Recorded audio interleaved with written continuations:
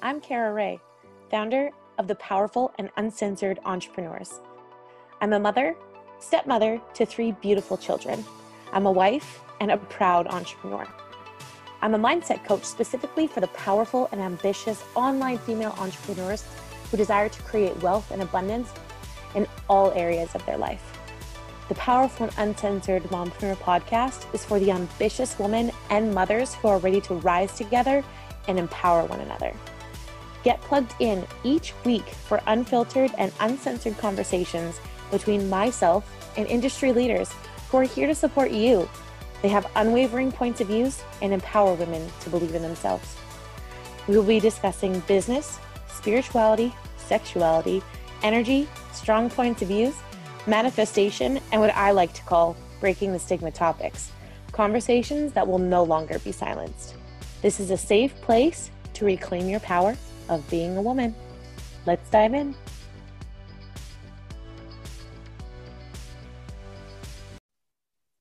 Hey guys, welcome to another episode of the Powerful and Uncensored Mompreneur podcast.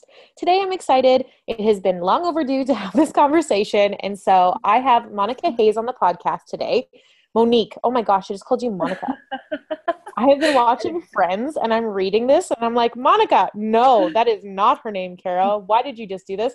Somehow, my podcast, every time I talk about people's names, and I believe wholeheartedly your name is so, so important, I somehow screw it up because I think I just overthink people. Oh, I'm so sorry.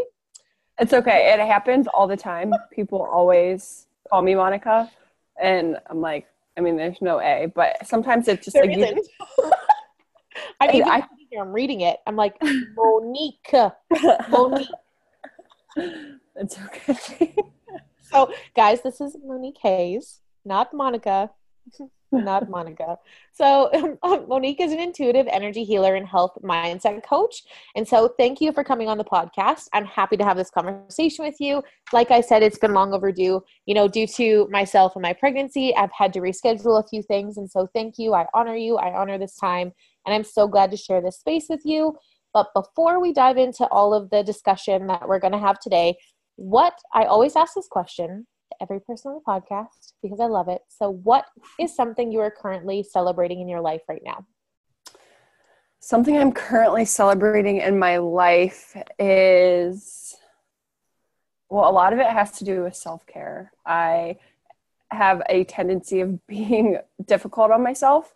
So I'm just like learning to celebrate the small things and celebrating time off. And I just scheduled a trip with my sister and we've never road tripped together. So we just did that this weekend. And so we're super excited for that and looking forward for that. So that's been fun. That's so exciting. I've been feeling this nudge to take a trip and go somewhere.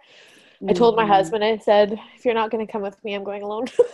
It's like, I just need to go and do something. It's important to take care of yourself. So I love that you're talking about that, especially because I have questions for you in regards to mindset and self-care and taking care of yourself. And so that's super exciting. I want to, just celebrating the small things. I think we don't realize that enough. All these things I wanted in my life, I wanted a house, I wanted a family, I wanted all these big things. And I never celebrated them until somebody one day was like, did you ever celebrate that you have a beautiful home and you were able to be a mom? I was like, oh my gosh, no, I didn't. We just allow life to flow. And so celebration is key and is so, so important. And that's why I always ask this question, is because I want to remind women to celebrate their accomplishments, big or small, like whatever that might be. Mm-hmm. And so I want to, dive into this with you. For some reason, my computer cord decided to stop working. So that's fine. There we go. It's working now. So I don't. Anyways, you guys. So me and you had previously discussed, health issues, eating disorders, different things that we have both struggled with in our life. And so for the listeners who don't necessarily know you, can you please explain how you've been able to truly implement and mindfully implement, health and healing for yourself and like what that's done and why? So, because ultimately you're on the podcast to talk about, you and things that have happened in your life. And so I'd really love for you to share, just some things that you shared with me. I believe the listeners would really, benefit from your story. Yeah, definitely. So My story can go back to like my entire life, as most of ours can, because it all starts in childhood. But from what I can remember, I was in high school, always the overachiever, very body conscious. I'm like 5'8", 5'9", and I went to a smaller school. We grew up in a suburban area, but it was our school was pretty small. And so we were considered really tall. And for the girls in our grade, like being 5'8", 5'9", my sister, I'm a twin, we were considered being very tall. And so I always grew up with this identity of like, I'm bigger, and never thought too much about it because we hit growth spurts before everyone when we were younger. We're just very athletic. So we always applied that I'm bigger mentality to like, okay, be bigger and then go kick some butt in a sporting event or something like that, and like use it to your advantage. So that was great and all through high school, but I still never really had like the best body image or relationship with myself, nor did I really understand what that even meant. So fast forward to college. I didn't even want to go to college. I went to a vocational school in high school because I did really good. I was top 4 in my class in high school, so I went half day for cosmetology because I just really wanted to make people feel better about themselves. It was like an itch that I've had since I was younger, just really wanting to help people just look in the mirror and love what they see. And I'm like, okay, obviously cosmetology came in, and I'm like, this is a no-brainer. Can go to the school for basically pennies to the dollar of what it would cost anywhere else.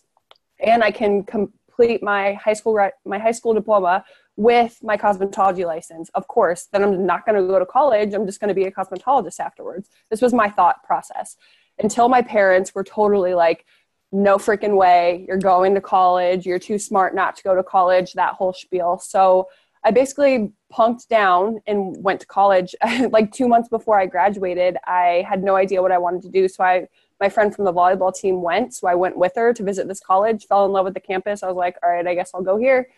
Applied, got in, and that's kind of when it started my downward spiral because I had always had this identity with my sister. So when we went to separate colleges, I got a chance to explore who I was. But in the same sense of that, I was still so lost. And all my friends were shorter than me. They were quote unquote smaller than me. So I still had this like bigger mentality stuck to my identity. And so with being a freshman at this school, you got an unlimited eating plan and you could go into the cafeteria whenever you wanted. I wasn't as active as I was because I decided not to play any sports my freshman year of college. So my activity plummeted, and then my food consumption totally skyrocketed. So I gained like the freshman 15 that we talk about here in the States. And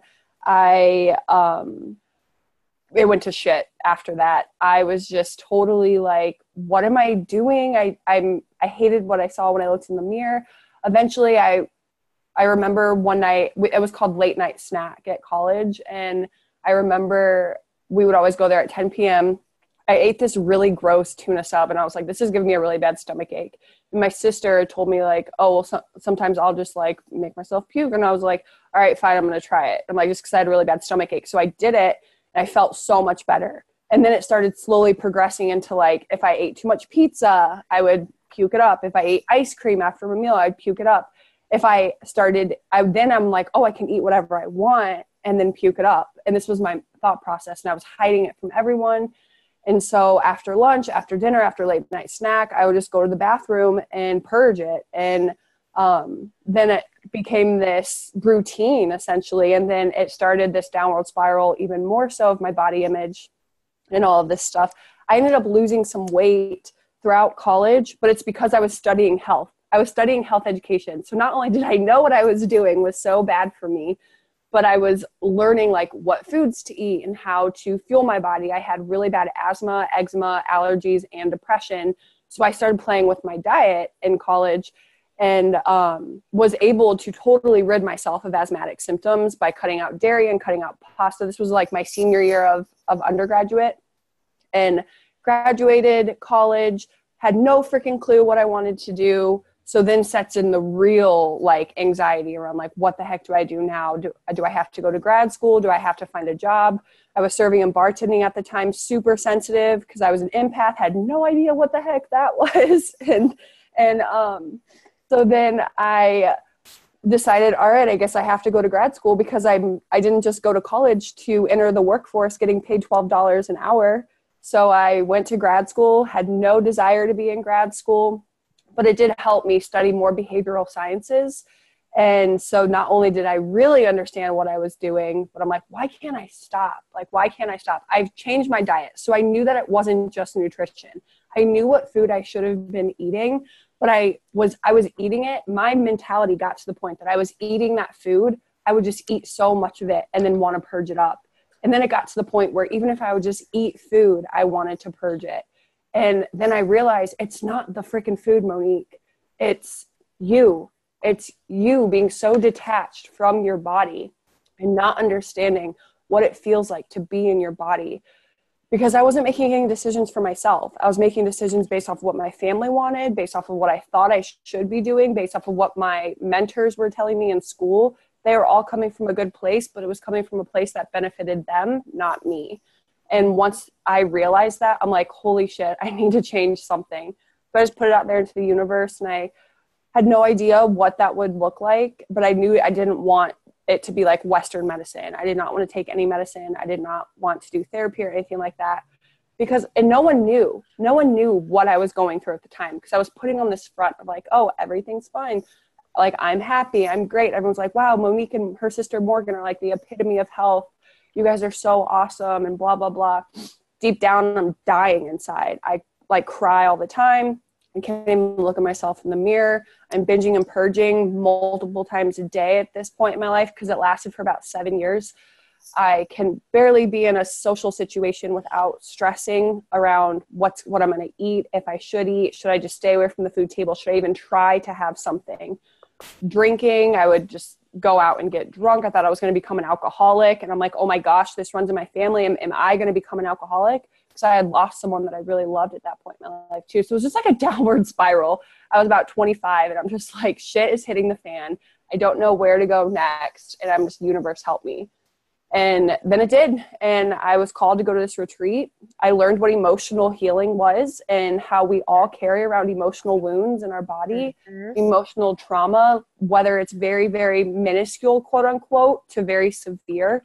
We all carry it because very few of us have learned coping mechanisms throughout childhood because we didn't have those role models to teach us healthy coping mechanisms because our parents oftentimes didn't learn them. And so I learned that, and then I processed it, and I learned how to really feel my emotions for the first time and really process everything that I was feeling for the first time. And this was a week that totally changed my life. And I made a commitment to myself in that week that I was never going to make a decision for anyone else but myself. So I came back and I quit my job that I was working at the time because it was a really negative atmosphere and I just wasn't happy with myself. So I wasn't going to be happy there. It didn't really matter what I was doing. I just wasn't going to be happy doing it because I wasn't happy with myself. So I took basically an entire year to work on myself. I kind of isolated myself from my friends and family for a little bit, really dug deep. I developed a journaling habit. I worked with an emotional healer for a while, which led me to an energetic healer that I started working with, which kind of led me to my own path, which I'm sure we'll touch on. So I won't go too much into that right now. But yeah, it really helped me learn that like health is so much more than just what the eye can see. And it's often so much more that it is like mostly what the eye cannot see. And it's like, what are we feeling or not feeling? What are we doing or not doing that is contributing to our health and wellness? Because we really do become what we think, feel, and eat. It's not just you are what you eat. You are what you eat, think, and feel. And if you're not dealing with what you're thinking and you're feeling and you're not expressing that, that is going to fester in your body and it's going to manifest in some kind of way that is totally unexpected yet perfect for you. And for me, that was bulimia and binging and purging and depression and anxiety around food. But I needed to go through that to get to where I'm at now. So as I started studying that and I worked on myself, then it took me about a year, but I totally have shifted my body image. I'm no longer binging and purging, no longer bulimic. I help people love themselves more because I was talking to my sister about this yesterday, like just because we were talking about memories of when because we both did this. I'm just like crying. I'm like, I just want to go back and give her a hug and just thank her for not giving up and thank her for putting it out there that she needed help and to be strong enough to admit like, hey, I need help. I don't know what that looks like, but I need it. And then being able to do the work, because so many times we want the help, but we don't want to do the work that comes with the help. So I was able to really like do the introspection and ask myself like, why is this happening? What's going on in your life that you're not dealing with or that you haven't dealt with? And then how can you deal with it in a healthy way? How can you feel the anger? How can you release it? And then how can you still have relationships with people who've hurt you in the past from a place of love? And it, like I said, it took me about a year, but I did it. And now this is my business, is like helping other women and men really become embodied and love themselves through emotional healing and energy healing and the health mindset coaching, because health is so much more than the physical. 100%. I want to thank you extremely for sharing this because it's a really vulnerable piece, but vulnerability is very empowering to other women. And, you know, I shared with you as well that I myself struggled with body image and I struggled with bulimia myself. And that was something I did. So how you explained it and the emotions behind it and how you're feeling so disconnected from like the vessel that you're in, like the body that you're in, and how you just wish you could go back and give her a hug, like that really just like hits me to my core, because there's so much when I was in high school or when I was younger or when I had gone to university that I just didn't know, that I thought I knew. And now to try to explain why someone does that, like why someone, you know, purges or has an eating disorder, it's not just easily explained. Somebody can't just sit there and explain it to you, because half the time when I was doing it, I didn't even know why the hell I was doing it.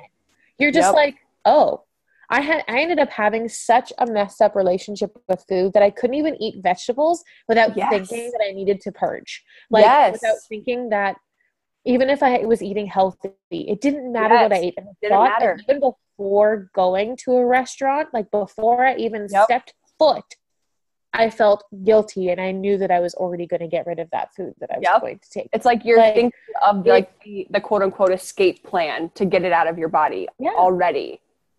And it's like, you don't pick to do that. You don't choose to do that. Nope. And how it even started, I don't even know. Like, I can't even like think back to the moment that it was like, that's the moment it started. Like and it blows my mind that I can't, but it was like years and years and years. Like you had said yours was like 7 years.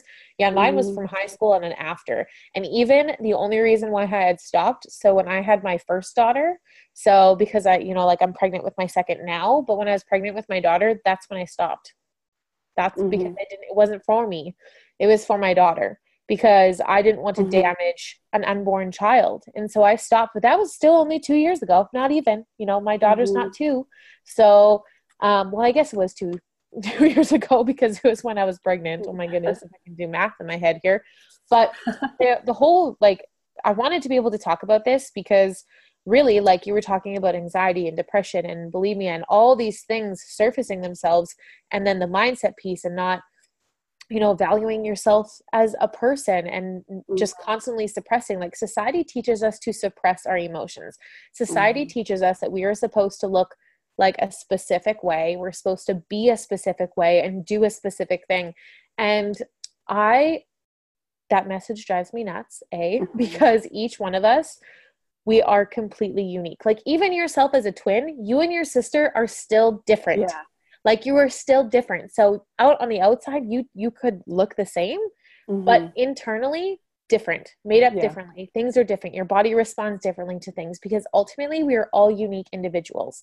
So and everybody's different. Like I'm also 5'8", so I'm tall. So I was always the tall kid.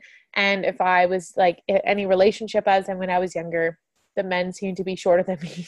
And everyone's like, how do you date people who are shorter than you? And like my husband now is taller than me, but he's also over 6 feet tall. So like there was it was like not, I don't know, I didn't mind dating people who were shorter than me because I was tall. Like I was tall. My father is 6'6". Like, Wow. so I was, yeah, so I was going to be tall. Like my husband's 6'3". So, and I'm 5'8". I couldn't imagine how tall our daughter's going to be. But besides the point, but in regards to like, I don't know, emotional trauma, I want to chat about that too, because like you said, we go back and things are triggered most of the time from a young age. And Mm-hmm. so even myself growing up, there's still things that people said to me, like, you know, alcoholics run in my mom's side of the family. And my grandmother was a major alcoholic. And, you know, when she would get really drunk, and I was like grade 2, grade 3 at this time, she would call me fat and ugly and Mm-hmm. really rude things. And I remember sitting in a room and bawling, and she wouldn't even remember that she said it. No way in hell would she say this when she was sober. She never did. She was the sweetest lady when she was sober, but when she was intoxicated, she was mean. And I remember even my aunts, like I had asthma, and so I was breathing louder, and someone's like, "You breathe too loud." Sorry, because my breath and me breathing too loud is bothering you. Like, I'm breathing. That should be a good thing, not a bad thing. And I still, like, to this day, I remember standing there and the person was standing beside me. They're like, "You just breathe too loud. It's annoying." Like, so if I stop breathing, is that going to be more annoying to you? Like, that was one of the most hurtful things, is like, you Mm-hmm. breathing is annoying. I still couldn't remember it. And it's something that stayed with me still since I was a kid. And Mm-hmm. I was called the fat girl, the ugly kid, the girl who, like, I gained a lot of weight in elementary school, like very quick. I was never like a large child. I was very fit. I was very active. I was in dance and I did a lot of things. And then we moved away and I started eating, and eating was a coping mechanism for me, which then I ended up gaining a lot of weight when I was a child, which then what do kids do? Well, a lot of kids bully people in regards to Yeah. like their weight. And so it is like, if someone ever calls me fat anymore, it's like it literally just like bounces off my body. I'm like, could you please tell me something I have never heard before in my life? Because I have heard this before. Like, thank you. Let's come up with something new. But in regards to like a woman who's experienced emotional trauma, or if they're listening to this and they've experienced like bulimia or an eating disorder, like what is something that you just wish that you could tell them and just say like, I want you to know this. What would that be for you? Yeah. So something that I would tell them that has helped me, and as I work with other clients, is to not look outside of you for the answers and the healing that you're only going to find within you. And as you become more aware of what triggers you outside of you, whether it's someone saying something to you, someone doing something, quote unquote, to you, a memory, ask yourself and really break it down. It's not the person or the situation, it's what it's bringing up within your body. What is the cellular memory that is being triggered in your body, and how are you attaching yourself to that? And then how can you process it? What emotions are you feeling when you think of it?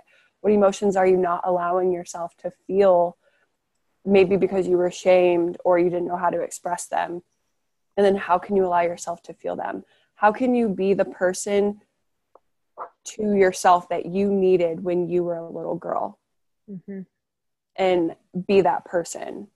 And being that person, it's not looking outside of you for the next diet fad or for the next outfit that's going to make you feel sexy.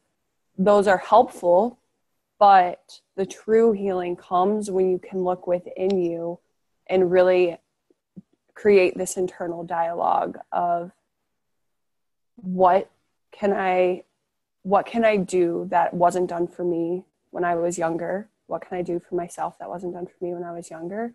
And then what feelings do I need to explore that maybe I haven't felt safe in exploring? What beliefs do I have about myself and others and the world that are mine, or may or may not be mine, but I still have the beliefs? And then really, like, it's like you're chipping away. It's going to take time, but you can chip away at it. And trust me, I remember vividly staring at myself in the mirror with tears rolling down my eyes after I had just got done purging a fuck ton of food. And I was like, are you ever going to be able to have a quote unquote normal relationship with food? Are you ever going to not be so disgusting? Are you going to live the rest of your life like this? Like, you have to eat food. Are you ever going to be able to love yourself enough to stop doing this? You know that it's so bad for you.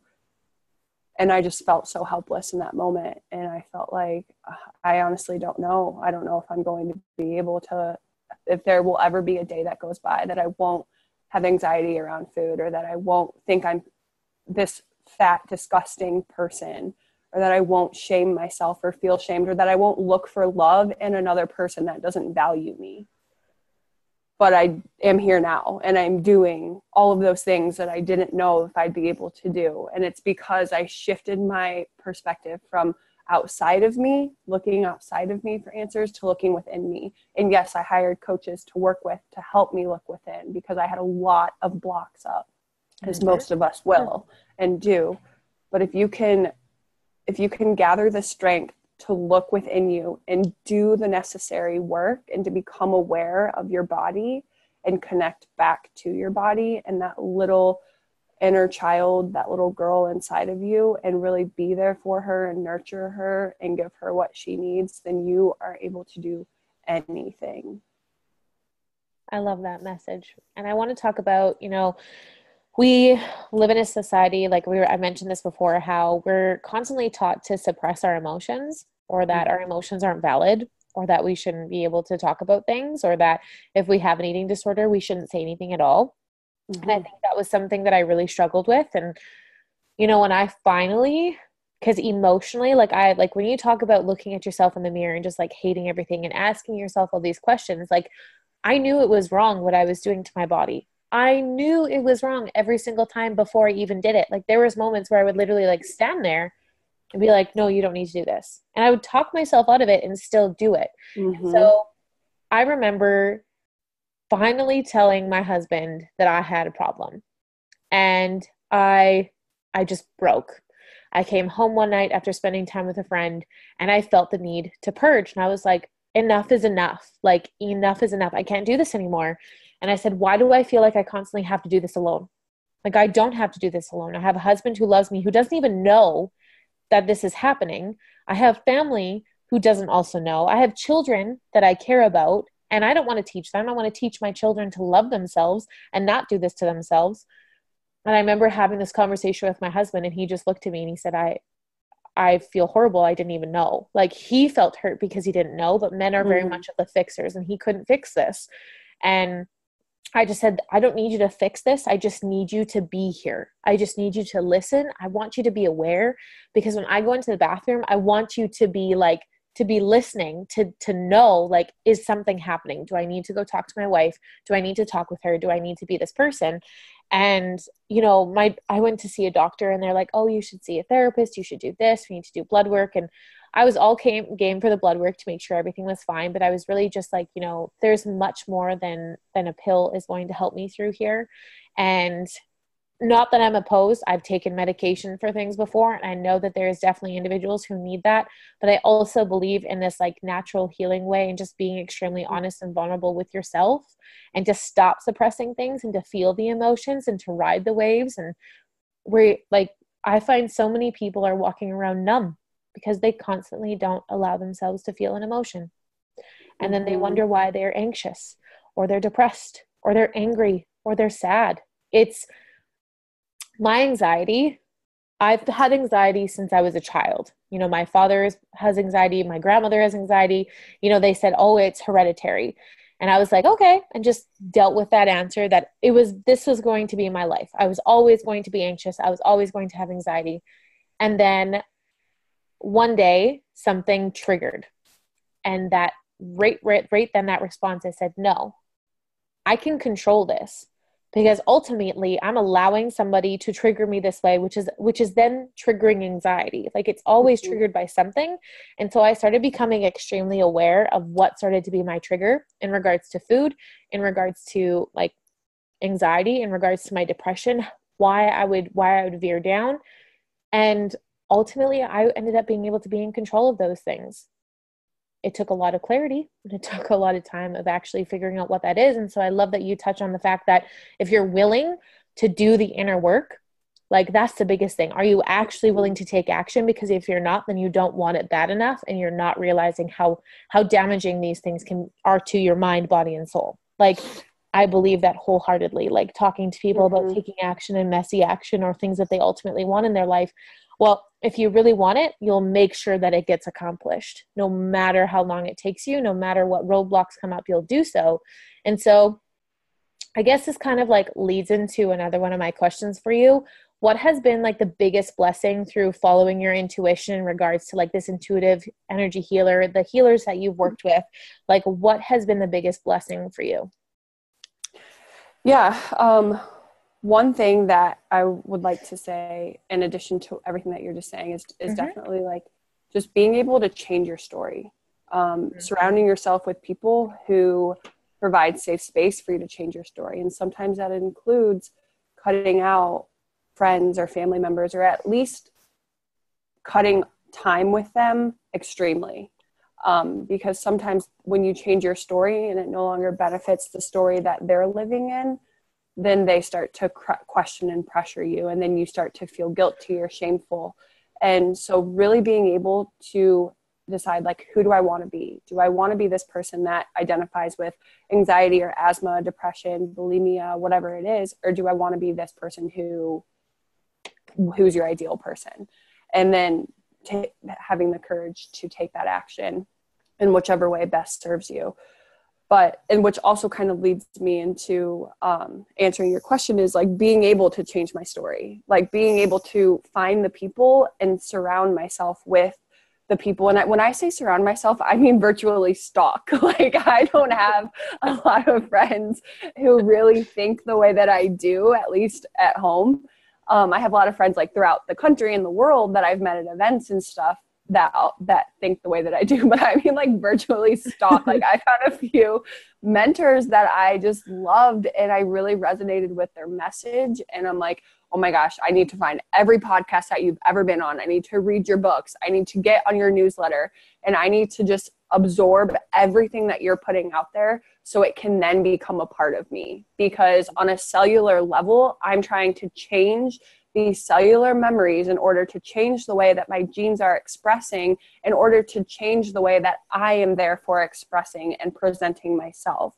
Because I don't want to live in this story anymore. And I want to progress out of this. And if I can, and then I found out that I loved that because I'm the type of person that downplays a lot of my life, essentially, because I'm always an overachiever. So when I really thought back, I'm like, oh my gosh, like, you overcame something huge. And not only did you do that, you did it in a way that didn't involve any medicine or any like tertiary like intervening from like doctors or psychiatrists or therapists. And if that's the route that someone takes, that's fine. If they're feeling called to go that route, then go that route by all means. But I was not, and I never was. I always knew that there was something in the body that could heal itself. Like, we fall when we get a scab and the scab heals. We don't question it.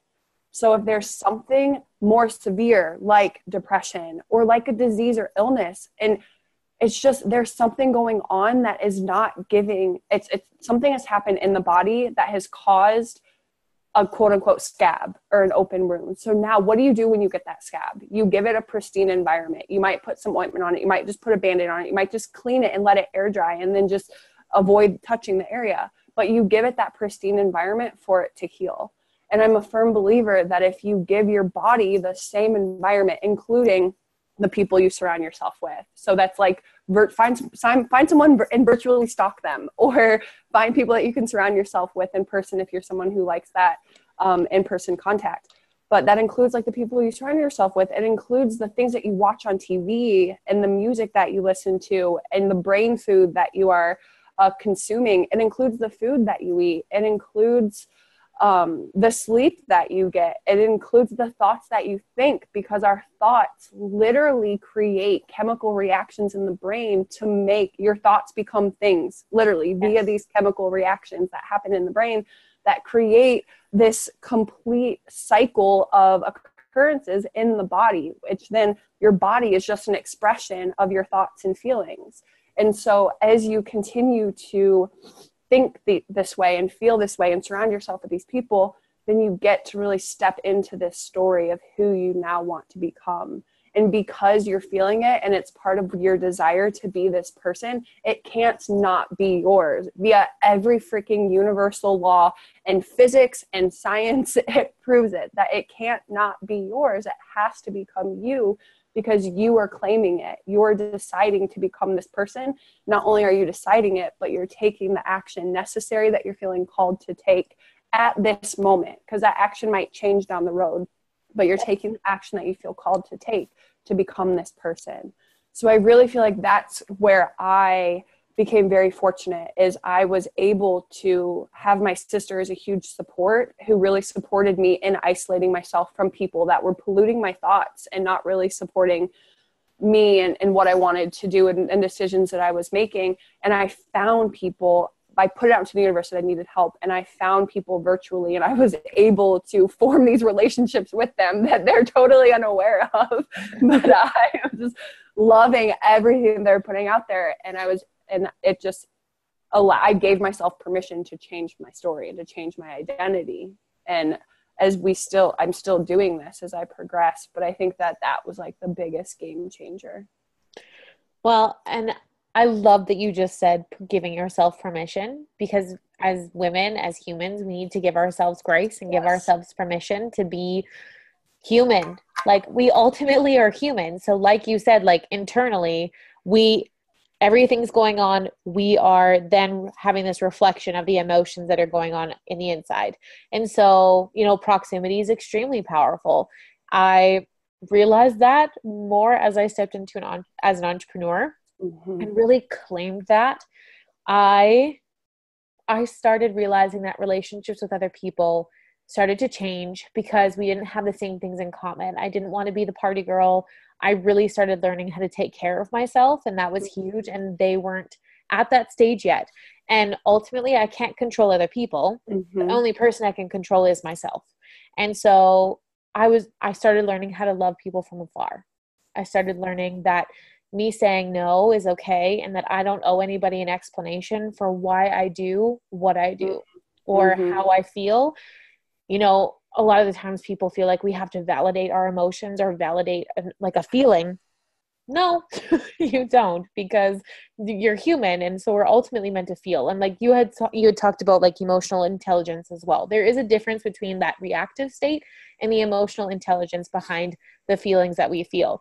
But that requires you to become aware of them. That actually requires you to sit down with yourself and like know yourself.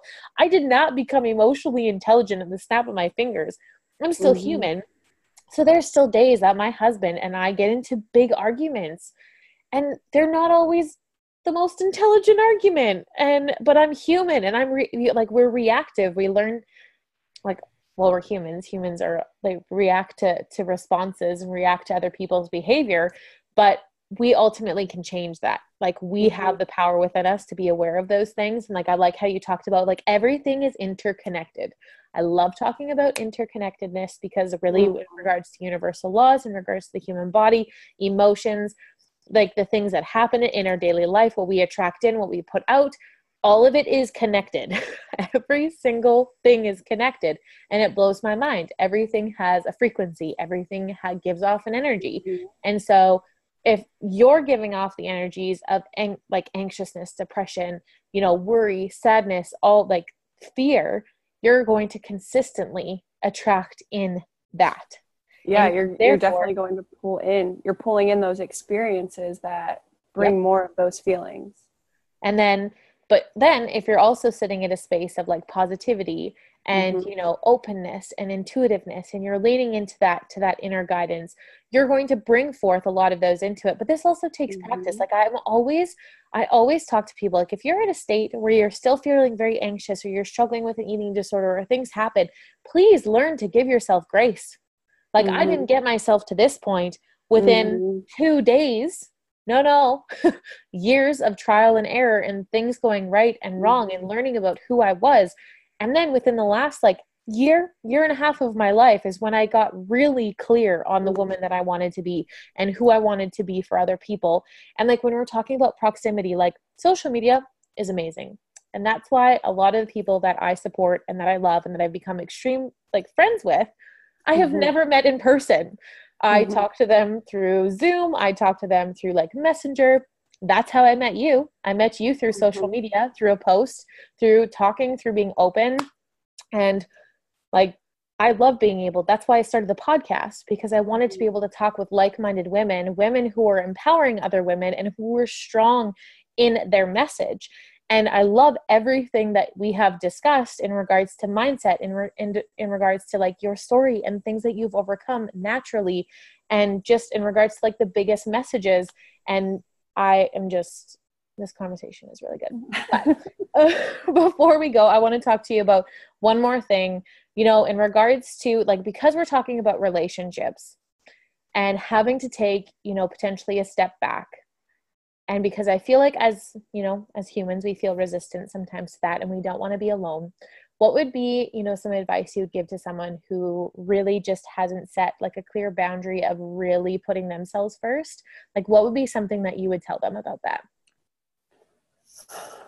To set clear boundaries, I would tell them to get clear on how they want to feel, recognize, first is becoming aware. You must create awareness. You must observe how you're feeling on a daily basis, how you're feeling when you're with other people, when you're in certain situations, and when you're doing certain things. So become aware and observe yourself doing these things. And then recognize what feels good and what doesn't. When do you feel your best and when you don't? You feel your best when you're doing this. You don't feel so good when you're doing this. You feel drained after you get done talking to this person. You feel energized after you finish with this person, so on and so forth. So then you can kind of create this, it's like you're painting a picture of who you are becoming or who you want to become, and you're seeing it. You're able to see more clearly, because not only are you just kind of going through your day, it's like you're going in an art museum and you're just walking by all of the photos in the art museum. You're like, oh, that one's nice, that one nice, that one's nice. But then you see one, you really stop and you look at the brush strokes and you look at how each all the colors, they blend together, and the time that it must have taken, and the attention to detail that was placed in this masterpiece. Like, you are that masterpiece, but it does take giving some attention to the detail in your life. So recognize the feelings that you have when you're around certain people, places, and situations, and then recognize what you don't want. And what you don't want, then you just create a boundary. It doesn't have to be stated out loud. You can write this in your journal. You can say this in your head, but really just say, I will not for an example, one of my boundaries is I do not engage with political conversations when I can tell that the person is not going to be open-minded. And even myself, because I know that I can get triggered. So I don't engage in political conversations. Like, I don't do it. That's what one of my boundaries. If someone brings it up, I just politely change the subject. Yeah. And you don't have to explain yourself. You don't have to explain yourself for anything that you want or that you don't want. You just have to honor yourself, and you're what matters first before anyone else, because without you, there is no one else in your life, because your life won't be here without you. One thing that I do want to say, though, is in addition to creating boundaries, you really have to develop self-compassion. You cannot change with the same mentality that you're currently in. Mm-hmm. And what's coupled with that is, if you want, whatever it is, you want to lose weight, you want more money, you want better relationships, you want a better relationship with food, with other people, with yourself, you cannot hate yourself to becoming the person that you want to be. So it does take practice and it does take time, but really just start with, what do I love about myself today? What am I really feeling about myself today? Does my hair look good? Do I look really good in this color? Maybe I shaved my legs and they're super smooth, or I bought a pair of heels and they make my calves look amazing. Whatever it is, just find one or two things every single day that you are totally in love with yourself. If you are having a hard time really looking at yourself and loving what you see. And I guarantee after a few days of reminding yourself of everything that you love of yourself, it's going to get a little bit easier. And then after a few weeks, you're going to get a little bit easier. And then you're going to start really just saying like, man, I look good. And you're going to start just giving other people compliments then, because what happens is that those thoughts, and then you're verbalizing it. So then you're feeling it. So now you've created a new chain reaction of thoughts, feelings, and words that are going to just cycle and funnel you into this person that you want to be. But it starts with creating the change within you by just learning to love yourself. And that process can be as simple as, my legs look really good today at first, or whatever it may be for you. But just start small and get there, and be unapologetic in the route that you take, as long as it feels good for you. I love it. Unapologetic, and you don't owe anybody an explanation for why you do what you do. Yes. That's perfect. So before we wrap everything up, because I literally could talk to you forever about this topic, I feel more women should be open to discussing it. And so I just want to say thank you for sharing this space, for coming on here so vulnerably and talking about the things that we did. But for the women who really want to connect with you more and want to, connect with you and learn more from you, where can they find you? I will also make sure that these are all in the show notes. So you guys, you'll be able to click. It'll be hyperlinked and it'll take you right to, Monique. So please let us know where we can find you on social media. Yeah. So on Facebook, you can just search me, Monique Hayes. My actual handle is like Monique, or it's facebook.com/Monique.Hayes.73. On Instagram, I'm Monique Hayes Healing. And then my website is MoniqueHayesHealing.com. And if you go to any of them, you'll see a combination of like health, mindset stuff. I'm getting more into meditation, so I've been talking a lot about that, a lot of stuff about body image, and a lot about energy healing, because energy healing has been a huge part of my journey, because it's really allowed me to dive deep into my subconscious and to really explore things that I wouldn't have been able to know on my own. And because energy is non-local, non-linear, it's not affected by time and space. So when you work with a healer, they can literally help you heal things from when you were 2 years old, 3 years old, before you were born, whatever it may be, that still may be leaving an energetic imprint in your body, because we store all of our emotions in our energy field. And so that's what I do with my clients. So if anyone has any questions about that stuff, or wants to just connect, please feel free to friend me, send me a message on any platform, or my website. And then I randomly will offer free stuff on Facebook and Instagram, and any programs that I run, I usually advertise on Facebook and Instagram. Awesome. Well, thank you so much for being in this space, and I hope you enjoy the rest of your day. And for everybody else on here, I will catch you all and see you in the next episode. Bye, guys.